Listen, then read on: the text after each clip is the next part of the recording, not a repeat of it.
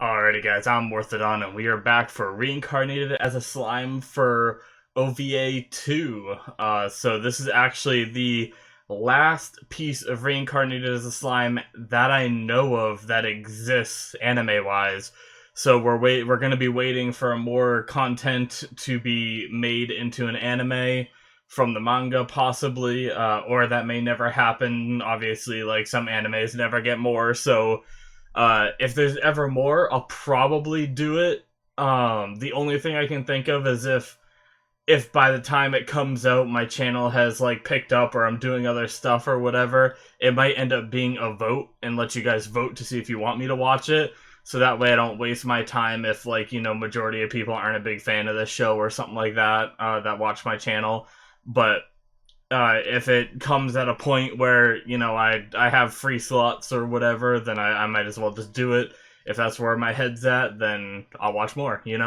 But yeah, guys, so this is it. The last OVA was a lot of a recap, but also a lot of fun, like, discussion between Veldora and the Fire Ifrit that Rim consumed a bit ago, and that was really cool to see what they've been up to this whole time. It pretty much explained that, although, the whole episode visual wise, almost the entire episode was recap stuff, so I'm hoping to get, like, visually, get some visual love, I guess. I don't know where I was going with that last one, but I just want to be able to, like, see some cool stuff that happens instead of just, like, reading the subtitles. Even though I really did like that last OVA, I just want, something fun this episode. So let's just hope that we get something cool for this last OVA and jump right on into it, shall we? Alrighty, guys. So like usual, there's going to be a Vimeo link down in the description. You guys can click that link. It'll bring you straight to the reaction. And then once you are done watching the reaction there, you can come back to this YouTube video where immediately following this little sentence of mine, you will find the discussion portion where I talk about the episode. This is an OVA, so it might not be as long as, my normal discussions, but I talk about, what I like and everything, although I can't really do much predictions, most likely, off of this since the show's over and all that,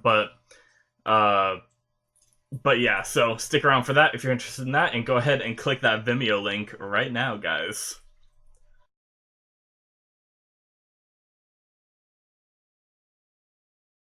So that is the end of OVA 2, guys. That was good. It was it's always very awkward for me when it comes to fan servicey kind of scenes like we had this episode. And I'm relatively used to, just seeing, the female characters in bathing suits and the guy characters oogling them at first, but then usually they go about the episode and it's over with, like, real quick. But this episode had a lot more in depth with the fan service, so it was a little awkward for me. So you guys got to see me struggle through that awkwardness, because I never know what to do. It's just, like, it's so weird for me, like, honestly, and it's not even anime that does it, right? Like, I'm not a fan of that kind of stuff in, like, live action shows either. Like, whenever there's, like, a, like, romantic, like, they start, like, banging or whatever, and, even, like, all the nude scenes in Game of Thrones, it's always, like, so awkward for me, and cringy. I don't know why. It's not why I watch TV shows. I go there for, like, the story, and unless the nudity has, like, a real purpose in the story, which usually it doesn't, usually it's just put there because they can, it's always just, like, feels out of place, I don't know. I guess it's because it's become a lot more normal now, but when I was growing up, and I'm not even talking about, obviously as a kid I wouldn't watch anything like that, but I guess, like, even for, like, the cartoon stuff, like anime and stuff like that, when I was younger I didn't watch anime, but I did watch a lot of cartoons, but obviously they were, like, the 90s cartoons, and none of them really had, like, that much of fan service kind of stuff. And then even when I got older and I got into live action shows before like Netflix and all that was really a thing, um, and before HBO was as big as it was all just cable television where that stuff wasn't allowed, you know? So, all through my teens, probably up until my 20s, my early 20s, I was watching shows. Even when I got into live action stuff, I was watching stuff like, CSI, NCIS, like all those like cop shows and stuff like that, and some other ones that are just on TV all the time, and I got used to that all growing up. So it's just like, something that comes with age. I'm starting to get to the point where I'm older and I'm one of those like old farts that are like, back in my day, we didn't have anything like that. We didn't have all these boobies bouncing around all the time and stuff like that. um, I find myself starting to get to that age sometimes.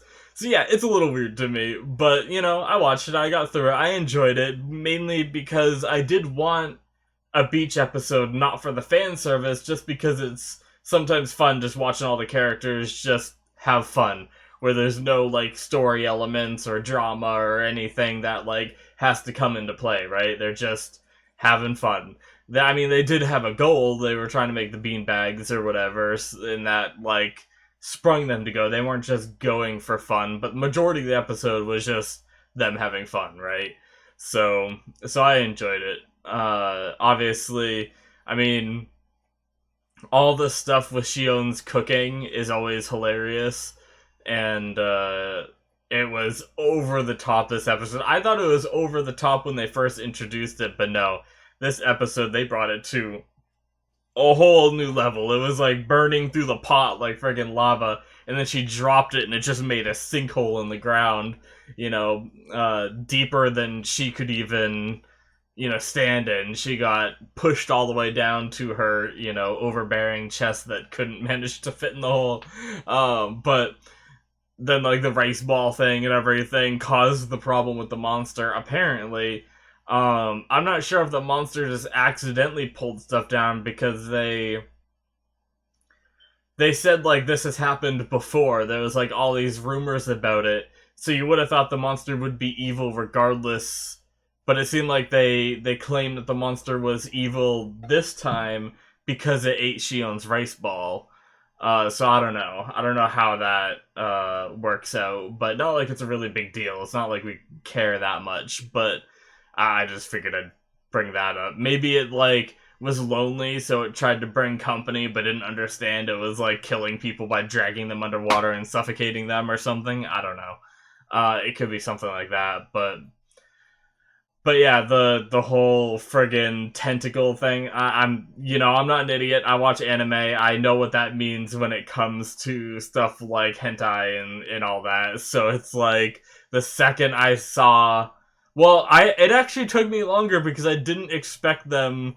I mean, they essentially made that joke, right? Like, when Rim first got grabbed, that wasn't the first thing that went to my mind. And then when I saw it, I was like, oh god, of course. And then even when Rim's clothes melted a bit, I didn't even think about what that meant for the girls and the guys, everybody else that got grabbed by it too. I was just, my mind is so, like, against that fan service stuff that I couldn't even fathom. Like, I couldn't even see it coming when they did that crap, but it got me in like an awkward laugh kind of stuff, so I guess it probably did what it wanted it to do, so, you know. Anyways, that was very good. I enjoyed it, but I think that's all I really have to say about it. In the end, the beanbags didn't really fix Room's problem. They like the original more, and like I said during the reaction, I like the idea that when the God, I don't know why I couldn't remember his name in the episode, and I still can't remember it. I know Benimaru is the red-haired one, but I just cannot remember like the edgy like ninja teleporty guy, his name at all. I don't know why, but when he teleported away, I like to think that he went to his beanbag to go sit on it. But who knows? They didn't show us, so we will never know. Um, I was, in a way, I was right, they used the spandex that they brought up for the first time this episode to make swimsuits for everybody. I mentioned that early on in the episode that I was like, when he asked for the spandex, he never said like what size cloth he wanted or anything, so I thought she was just gonna make him like spandex, like, you know, like underwear or something. But it makes sense that they made the bathing suits for the beach episode using it. It was very, very convenient that all that worked out the way it did, right? Like, they. The whole goal was to make the beanbag chair things, right? And then they. Leading to that, they needed the fabric, which was. And then the fabric, no problem. She just had to go get it. But then they needed, like, the beans or whatever that you put inside. And like the styrofoam stuff, and they had to go to this, beach island thing, which then they were able to use the spandex. Like, if they didn't bring, they just went to the beach episode, they would have had to find another way to throw in the explanation of like where they got the bathing suits, because that might not be a normal thing in this world. I don't know.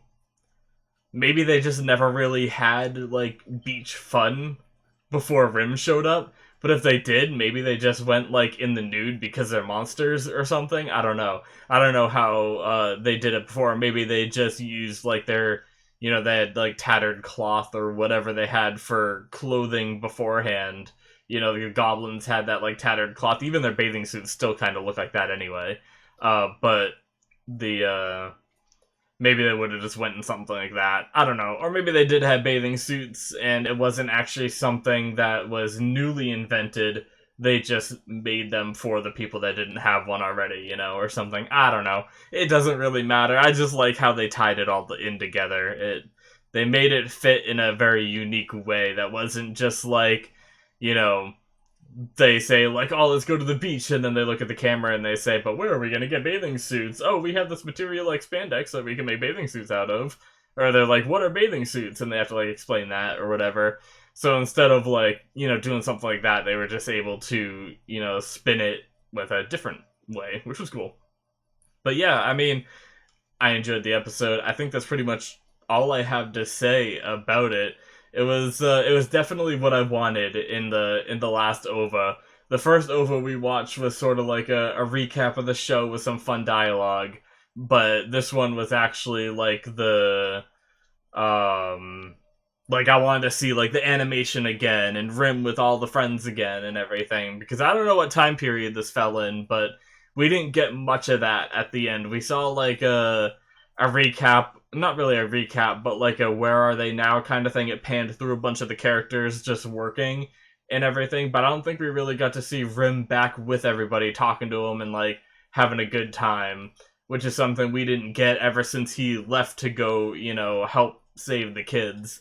So that was something I really wanted to see again, and I'm glad we got it in this OVA too, and I think it's a great way to end off Reincarnated as a slime. But I still have yet to do the tiebreaker, but I will be doing a video for that this week, and this week for me. You guys aren't gonna see this video until next week, right? Yeah, for me, in my time. So you guys will probably see the release or the announcement video where I do the drawing to do the tiebreaker, because I did a poll, right? And then the poll ended up in a tie, and I want to be fair with my selection of the show. So what I'm going to do is I'm going to record something where I'm going to have, like, in this corner, I think I'll probably have my, like, a random number generator and set it between, like, 1 and 2. And before I click the button, I'll say, like, this show is 1, this show is 2. And then whichever one it rolls will be the winner. That way you guys can see on camera me doing it, and it's not just like, it's fair for everybody who voted, something like that. So I'll have that released for you guys, probably before you even see this. It'll be on my channel, unless something happens for some weird reason. But before I release this, I need to be recording the next show, actually. So yeah, I need to know. So I will be doing it for sure, beforehand. Hopefully it works out like I hope to do it. I just want to make it fair for everybody so you guys can see me picking the tiebreaker and everything. But yeah. So yeah, guys, thanks for watching. I will see you guys in my other shows and stuff, since this is the end of Reincarnated as a Slime. If you only watch this, hopefully, you know, maybe there's another show on my channel you guys can check out, or maybe there's one in the future that you guys will be able to check out. But if you want to do that kind of stuff, you could hit that subscribe button, haha. And then you could also go into the description, check out my Patreon, where you can watch all of my shows as full length and get early access as well, so that way you can see an episode ahead of time, right? So go ahead and check that out if you're interested. It also supports me and what I do here, and all that good stuff. But yeah, guys, I will see you in my other shows. Bye-bye.